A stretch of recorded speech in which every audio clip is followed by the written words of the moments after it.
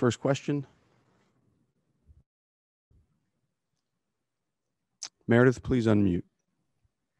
Clint, what was Waka doing tonight that made him so tough on you guys?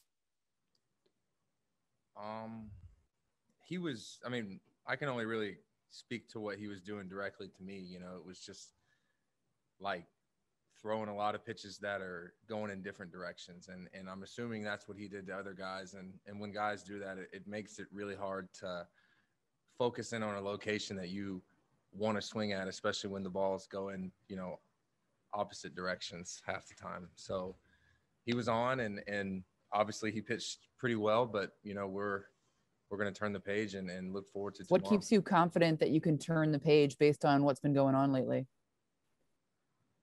Our track record, you know, we have a lot of really good players that, you know, have performed really well for a long time, and it's what, the 13th game. So I think, you know, it's not, obviously you want to perform better collectively and individually, but, you know, things happen. And like I said, we have a lot of guys with a lot of really good track records that I think can prove that we're going to be able to get out of this. Aaron Boone said that he addressed the team. What did you take away from that?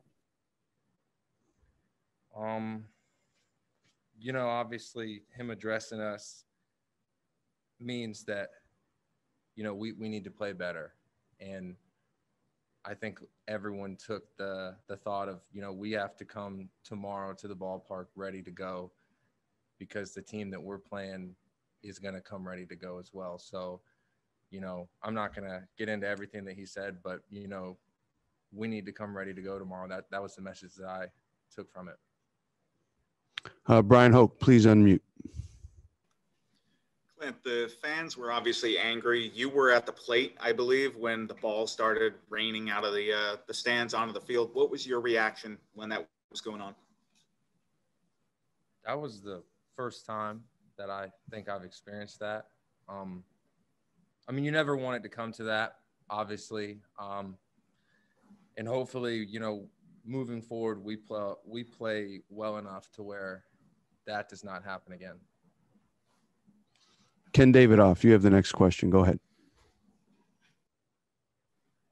Clint, when you talk about being ready to go tomorrow, do you think that was at all an issue tonight, or has been an issue at all this season?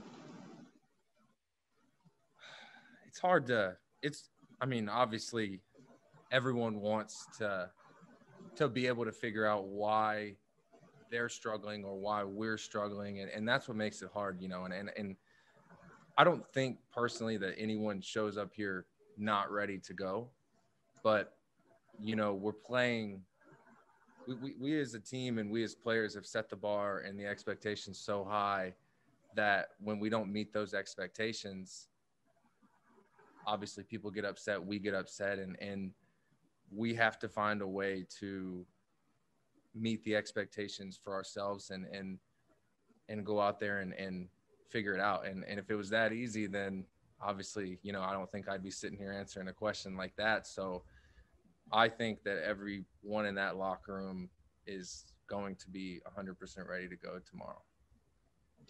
I'm sorry if I could just follow. What do you think is going on with you at the plate, Clint? I've been asking myself that question the last couple of days, and I think that it's a timing issue. I'm a tick late right now, you know, and that's the hard part. You know, obviously you get a day off, and then we have a team day off, and then I'm trying to circle back to finding my timing at the plate. So with that being said, like I feel like right now as a hitter, I'm timing up off speed rather than timing up fastballs. So whenever they throw a fastball, I'm a click late, and that's been addressed. I talked to Jay a lot about it today, and it's never been an issue with me not being able to swing the bat. So I think with me not being able to pull the trigger on pitches that I normally would, it's all a timing issue. There's no mechanics. It's just I got to come ready to go in that plate. Lindsay Adler, you have the next question. Go ahead.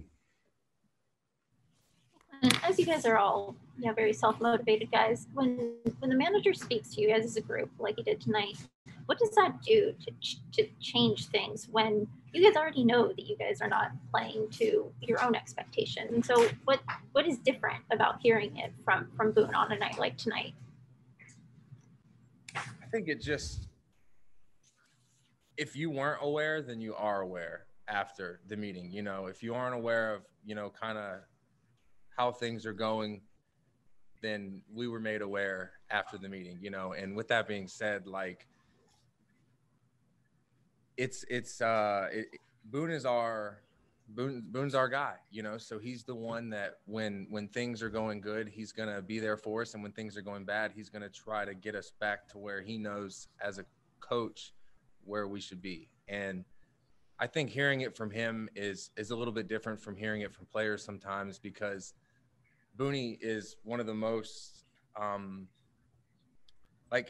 he's one of the most positive guys behind the scenes for us, you know. So when he finally does, I feel like he's a person that he's so chill that when he does address us the way that he does, everyone should listen, because he's not the kind of guy that really gets that upset. So I think your ears perk up a little bit more whenever a guy that's so chill expects so much out of you and we aren't giving it the way that we can. And so I think, like I said, everyone's going to come ready to go tomorrow, and maybe we needed Booney to address us that way for it to happen. That makes sense. So it's just not really, he's not flying off the handle all the time, but maybe sometimes you guys, you know, you understand you're in a slump or something like that, and you're focused on trying to correct it. Are you saying that you may not, I guess, sort of recognizing the big picture, sort of the larger issues, and that's sort of what he brings to you guys on a night like tonight? I think so. Yeah. I mean, I guess what I meant by that was Booney's so chill that when he gets angry, you in that moment should know as a person, because he is so chill that when he does get upset, like, hey, we aren't doing it the right way right now. And that's what makes him so good, is because when we show up to work, he makes it a fun but a working environment too. So we're here to win ball games, and when he recognizes, and anyone recognizes, that we aren't playing good, it should be addressed, and it was needed. Laura Albanese, you have a next question. Obviously, you guys top to bottom have this belief, you know, that the hits will come. This lineup is too good for the hits not to come. But is there ever that level of concern that eventually won't come? Is there ever that level of doubt where, you know, it kind of seeps into the way that you approach the pitcher every day?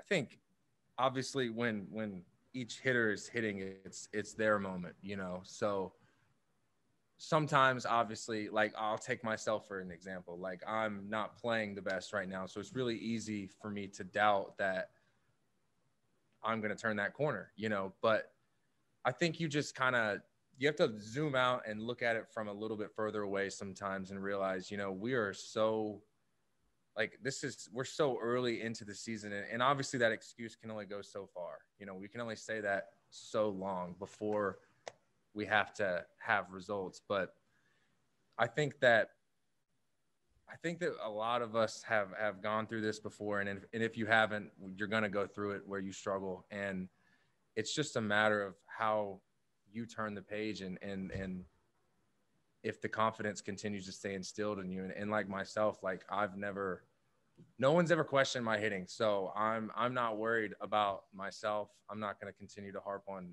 past at bats. And I would assume that the same goes for the rest of the guys in our lineup. Frazier, thank you. We'll be back in a minute with Giancarlo Stanton. Thank you. Thanks for. Y que lo que para mí está el manjado de este lado activo con la máquina deportiva, mi hermano personal, la gente dura, la máquina deportiva.